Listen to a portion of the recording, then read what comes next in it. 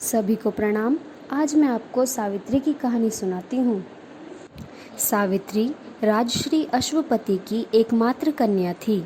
अपने वर की खोज में जाते समय उसने निर्वासित और वनवासी राजा द्युम्नसेन के पुत्र सत्यवान को पति रूप में स्वीकार कर लिया। देवऋषि नारद के यह बताने पर कि सत्यवान की आयु केवल 1 वर्ष की ही शेष है, वह अपने धर्म से नहीं डिगी।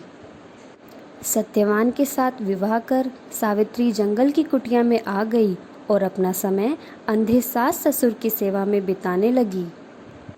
आज सत्यवान के महाप्रयाण का दिन है।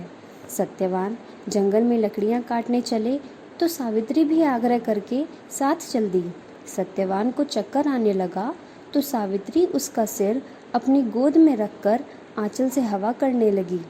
थोड़ी ही देर में उसने देखा भैंसे पर चढ़े हुए भयंकर देव पुरुष यम सत्यवान के शरीर से अंगूठे के बराबर पुरुष को बलपूर्वक खींचकर ले जा रहे हैं।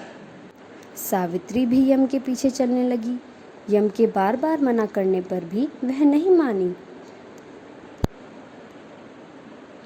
उसकी इस दृढ़ निष्ठा और पतिव्रत धर्म से प्रसन्न होकर यम ने एक एक करके वर रूप में सावित्री के अंधे सास ससुर को आंखें दी, खोया हुआ राज्य दिया, उसके पिता को 100 पुत्र दिए और सावित्री को लौट जाने को कहा, परंतु वह फिर भी नहीं लौटी।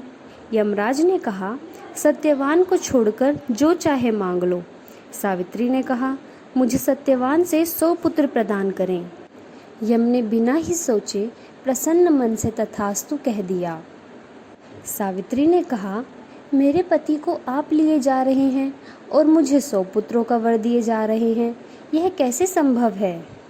वचनबद्ध यमराज ने सत्यवान के सूक्ष्म शरीर को पाशमुक्त करके सावित्री को लौटा दिया और सत्यवान को 400 वर्ष की नवीन आयु प्रदान की। धन्यवाद।